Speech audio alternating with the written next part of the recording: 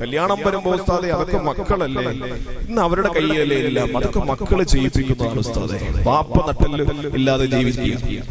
എന്റെ പ്രിയപ്പെട്ട സഹോദരങ്ങളെ, കല്യാണങ്ങൾക്ക് നടക്കുന്ന പേക്കൂത്തുകളുടെ വിഷയത്തിൽ അനിസ്ലാമികപരമായി നടക്കുന്ന എത്രയോ ആഘോഷങ്ങളും ആർഭാടങ്ങളും പരിശുദ്ധമായ ദീനിന്റെ ഓരോ നിയമത്തിനും അപ്പുറമായുള്ള കാര്യങ്ങൾ.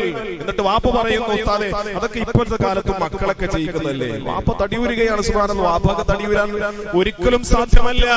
റബ്ബിന്റെ മുന്നിൽ സമാധാനം പറയേണ്ടി വരും. റബ്ബിന്റെ മുന്നിൽ സമാധാനം പറയേണ്ടി വരും. അതുകൊണ്ട് നമ്മുടെ ജീവിതം ഹനീഫ മുസ്ലിം ആകണം. അത് മരണ വീടാകട്ടെ, കല്യാണ വീടാകട്ടെ, നമ്മുടെ ഏത് മനുഷ്യരാകട്ടെ ഒക്കെ ഇസ്ലാമികപരമായ ചട്ടക്കൂടുകൾ ഒതുങ്ങിയ ജീവിതമായിരിക്കണം നമുക്കുണ്ടാകേണ്ടത്. അവിടെയാണ് ഇബ്രാഹിം നബിയുടെ പാരമ്പര്യവും ഇബ്രാഹിം നബിയുടെ സരണിയും ഇബ്രാഹിം നബിയുടെ പദവിയും ഇബ്രാഹിം നബിയുടെ പാതയും നമുക്ക് കൃത്യമായി നമുക്ക് നേടിയെടുക്കാൻ കഴിയുന്നത്.